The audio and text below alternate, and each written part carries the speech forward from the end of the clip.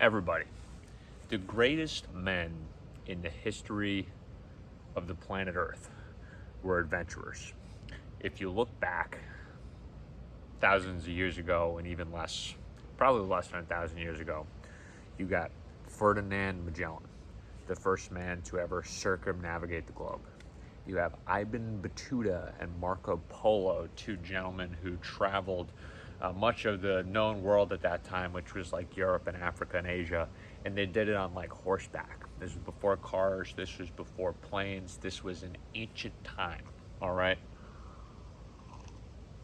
You had what we think are the first humans who lived in Africa and then migrated to literally everywhere else on the face of the earth.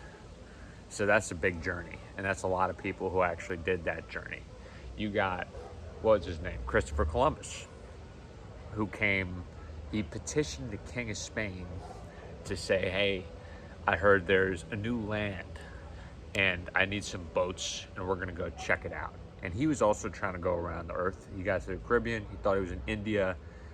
He was incorrect about that. But you had then the Americans who got here and they were in like Boston, New York. And they said, wait, there's a whole big continent out here that we need to explore. They invented a concept called manifest destiny, which was like, we just need to have the whole continent. That's basically the idea of it.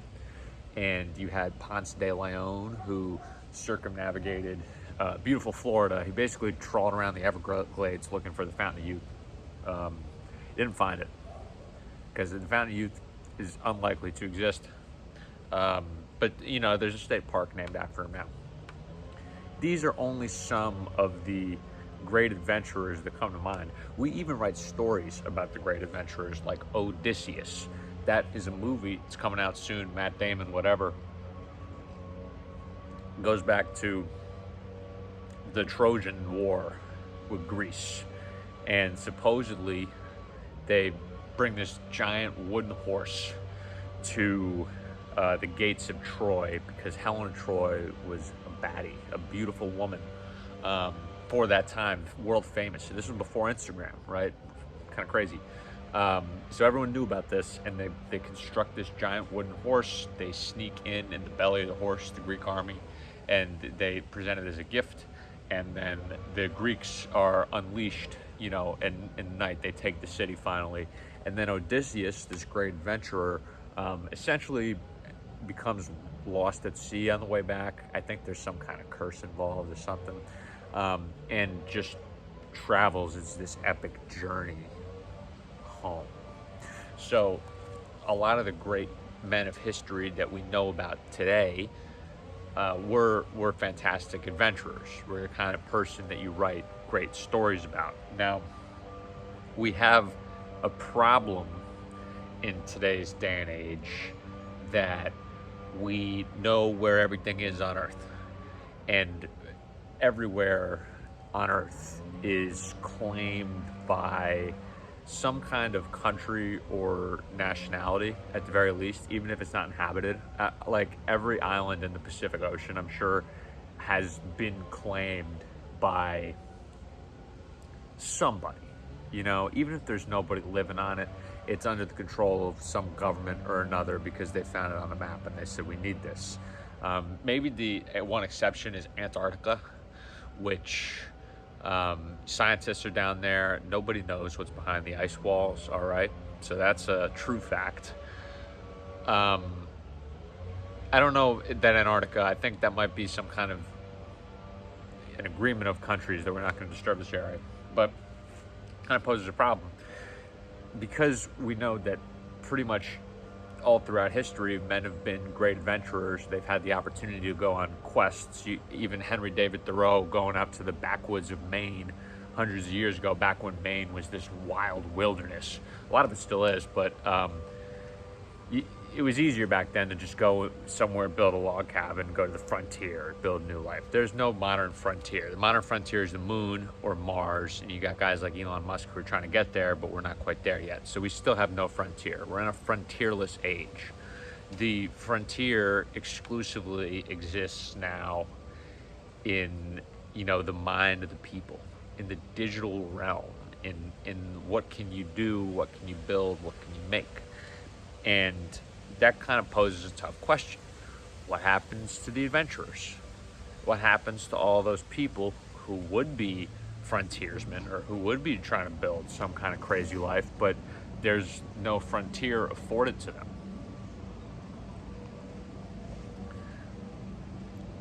I guess you can attempt to answer that question.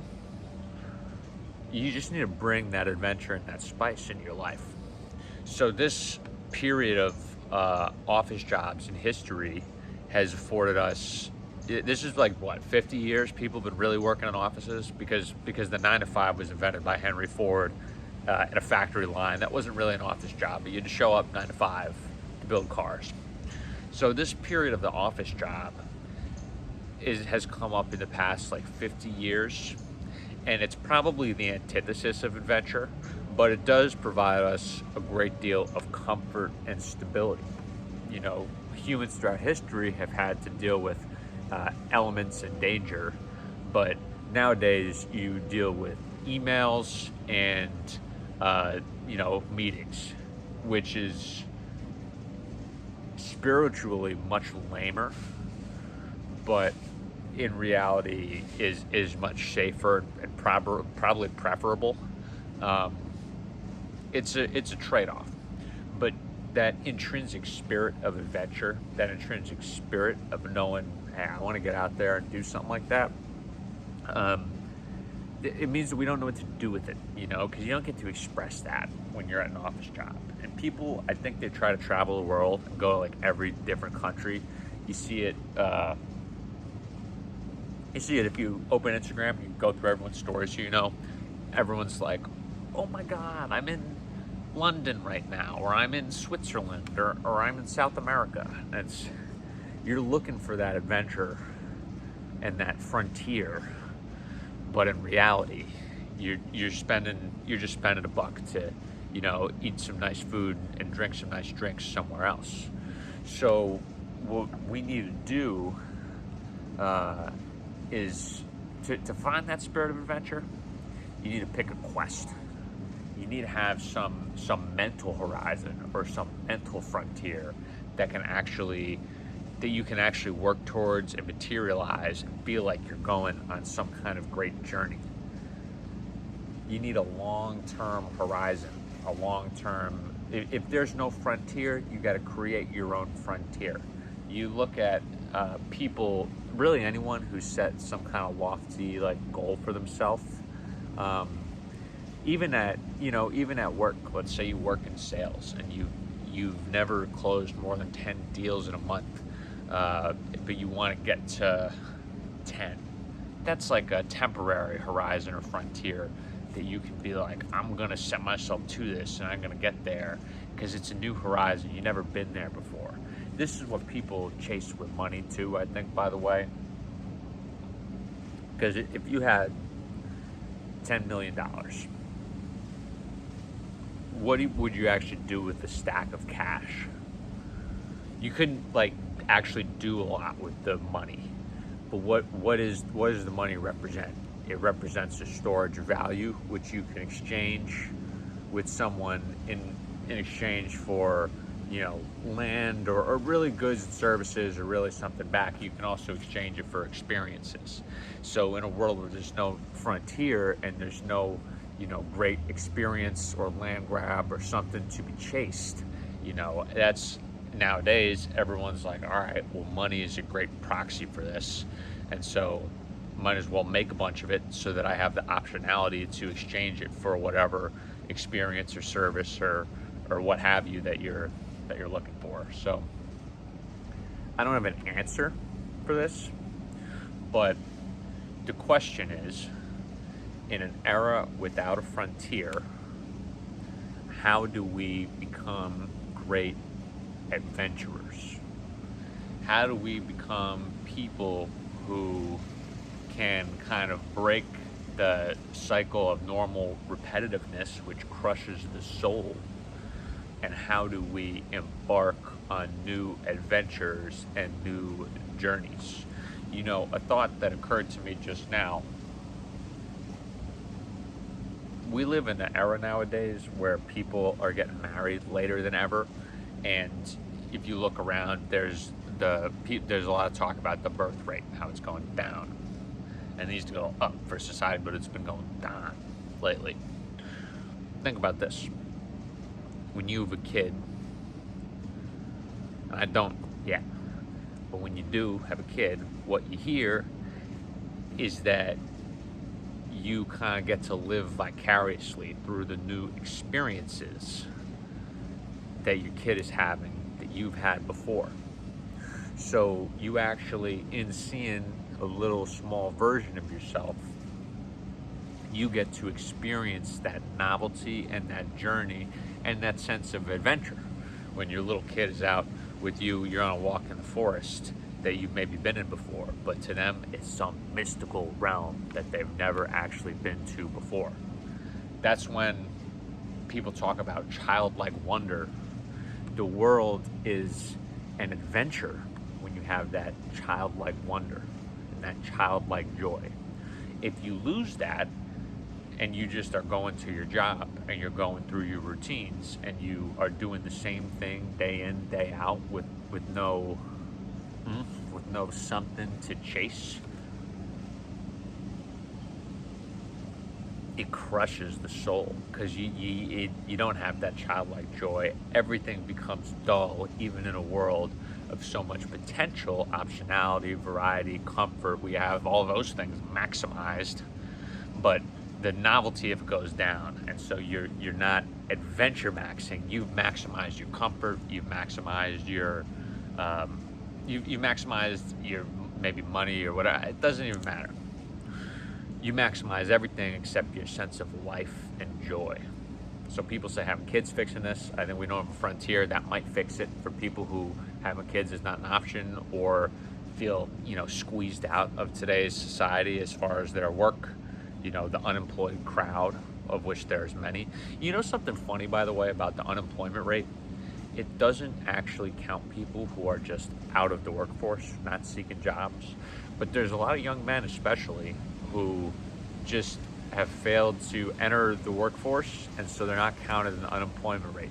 Millions of folks who are in desperate need of an adventure or some quest, or if there was a frontier, could just go to the front lines and go build a cabin and, build a new life. That's what people used to do back when America was discovered. If you were someone who was on the outs and you were ambitious and you were kind of seeking that, you could just hop on a ship and go to the new world. Nowadays, there is no new world, except for people were talking about the metaverse for a while, but that new world doesn't exist. We're in an age where if you don't have a good setup, it's much harder to get ahead, and there is no natural reset button like the frontier. So we're in need of adventure. We're in dire need of adventure. So I've talked for the last couple of days about adventure maxing, but what happens if you don't have adventure? It's clearly just a sadder, smaller life, because there's so much life out there. There's so much stuff you can do. If you look at the great men of history, they knew it, because people, even though Ponce de Leon was searching for a fake fountain for like his whole adult life probably, he literally built his whole thing that I remember him for, at least. Spanish explorer looking for the Fountain of Youth. Fountain of Youth doesn't exist. And he's got a state park named after him. And he's got like statues of him up in St. Augustine. I think there's a Scooby-Doo episode about him, or something similar to that. But Ponce de Leon was an adventurer searching for something literally fake. Don Quixote, another example. I bring him up sometimes. Funny, there's a guy in Austin, Texas named, I'll redact his name just in case. I don't know. A friend of my dad's actually. But he loves the story of Don Quixote. And so he built this campus. The guy's well off. He built this like campus in Austin with multiple, there's like a a place where you could stay, like a little, not like a motel, but whatever. There's a place for a little conference center. There's also like basically it's a castle on the property with like turrets, like proper like proper castle turrets. And inside this place, this house, there's a sliding fake bookcase like you see in the movies. And if you pull back a certain book, it goes aside and the door shifts. And there's a stairway that goes up, and I'm pretty sure it goes to one of the highest viewpoints on the castle. So he built all this inspired by Don Quixote de la Mancha, who in the book is a normal guy who just gets it in his head that he's some great adventurer. And so he lives this life of great high adventure, completely in his own head, but in the real world. So he goes out there, he finds a bunch of windmills, and he decides that they're giants, and so he's battling with the blades of the windmill. And again, that book, satire is not the right, maybe satire might be the right word for it, actually. The whole book is kind of making fun of Don Quixote, but he was actually he was a man who maybe had no prospects or few prospects of true adventure. And so he decided, I'm going to seek this out. And so the guy who built this whole facility loved that idea of Don Quixote, the impossible dream, the search of adventure. And that's a spirit that many of us just lose as soon as we, lose our childhood. Because when you're a kid, everything's an adventure, and you have that childlike joy. What did Jesus say? Something about to enter heaven, you must become as a child, or something of that nature. I don't really know. I'm not a religious scholar.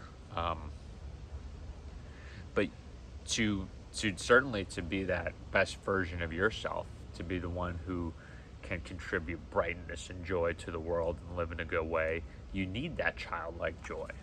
You need to just show up and be like, all right, I'm gonna do this because it's fun. I'm gonna do this because for the pure sake of it, for the pure novelty and experience of it. These are the feelings that people chase in negative ways with, drugs and all that. We need to chase those experiences in positive ways. Not care what people, think of it. If there's some weird quest or adventure that you want to go on in your mind, you kind of just got to do it nowadays. Got no other choice. So again, it's a ramble. But if you consider the greatest men in the history of Earth, who everyone talks about, these great men were adventurers. Teddy Roosevelt, another one, didn't even think of him. A former president of the United States who, rode horses out west and went to like Cuba. And another man with a fascinating life. Ernest Hemingway, one of the great authors and storytellers, personally speaking, was an adventurer. Key West, Paris, Idaho. Ended up killing himself eventually, so it's counter to the point. But there's examples and anecdotes for everything. If you want to shoot something down, I'm sure you could find 10 good reasons, no matter what it is. And if you want to prop something up, I'm sure you could also find 10 good reasons. So beauty's in the eye of the beholder, or whatever, Anyways, if you feel like you're in need of a quest, in need of something to do in this frontierless time that we live in, just go find it.